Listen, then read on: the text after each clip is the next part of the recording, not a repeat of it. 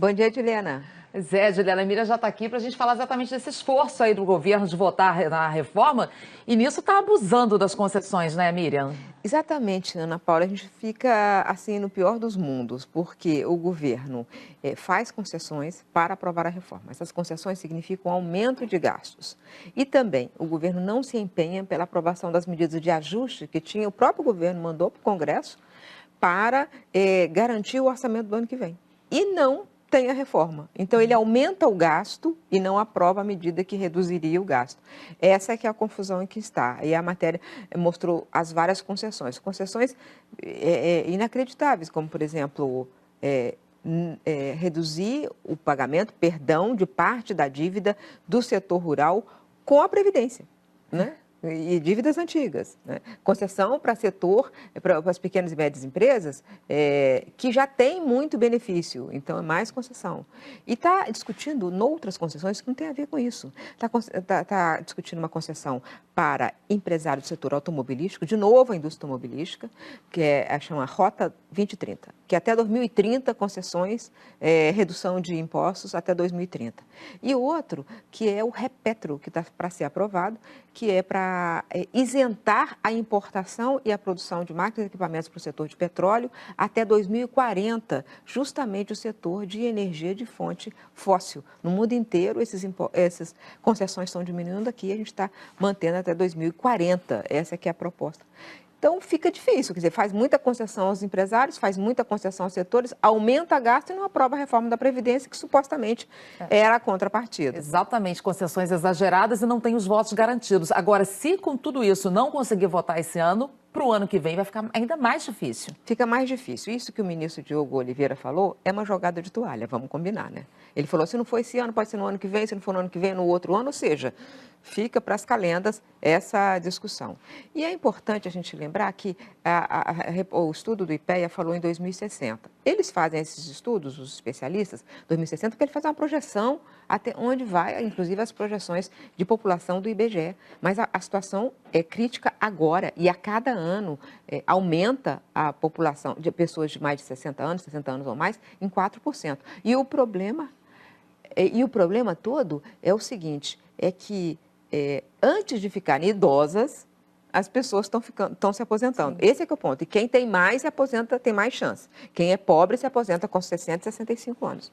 E até a nossa noção de velhice mudou, né? Quer dizer, aos 60 anos, as pessoas não são idosas. Sim. Então, tudo está em mudança e a gente está permitindo um país que não tem idade mínima de aposentadoria. Nem isso o país aprova. Vamos acompanhando dia a dia, porque está tudo muito frenético nesse fim de ano lá em Brasília, né, Muita Miriam? coisa para aprovar, pouco tempo, né? Verdade. Muita confusão. Obrigada, Miriam.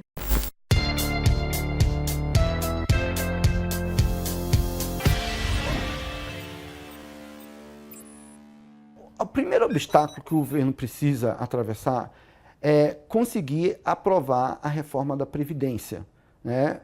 Pelo menos nos 2 turnos na Câmara dos Deputados neste ano, para que o Senado aprove até fevereiro a reforma.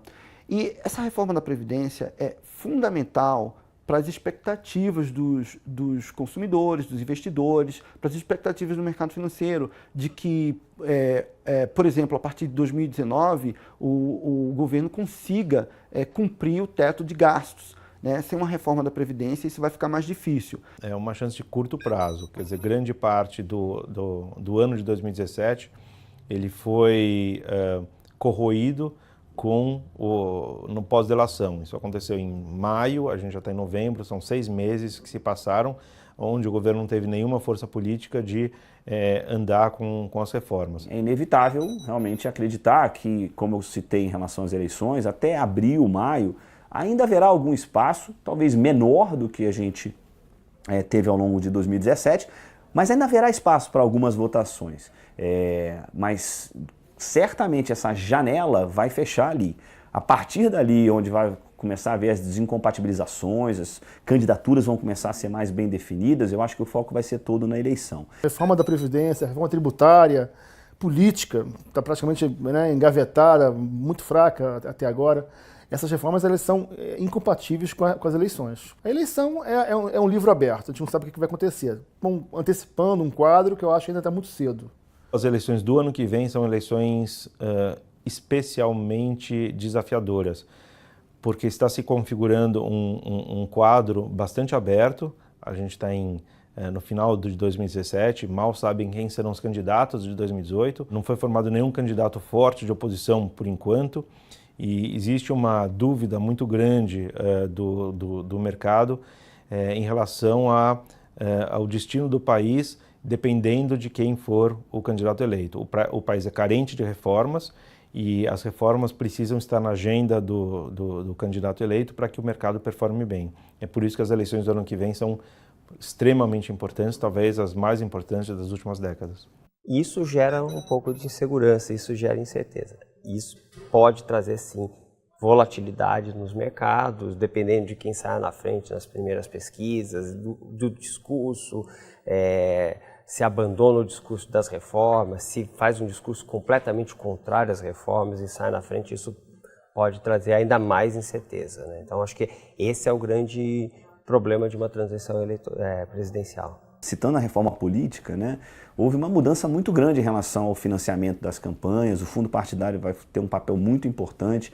Então, na minha opinião, a partir de abril, maio, a gente vai ter uma noção melhor de como os candidatos vão se juntar, como os partidos vão se coligar, e aí sim a gente vai ter o início dessa caminhada. É óbvio que é um desgaste da classe política muito grande, mas se você tiver realmente a economia recuperando, eu acho que é inevitável que quem defender a bandeira da atual política econômica deverá sair melhor no ano que vem, até pelo desgaste do modelo anterior, como eu falei, que quase fez com que a ex-presidente Dilma fosse derrotada em 2014. O mercado ele busca um candidato que esteja comprometido com a economia a médio e longo prazo, e para isso seriam necessárias as aprovações de reforma. O presidente atual tem uma popularidade muito baixa, a presidente anterior também passou por um processo muito difícil de popularidade, e a esperança que o mercado tem é que um candidato recém-eleito,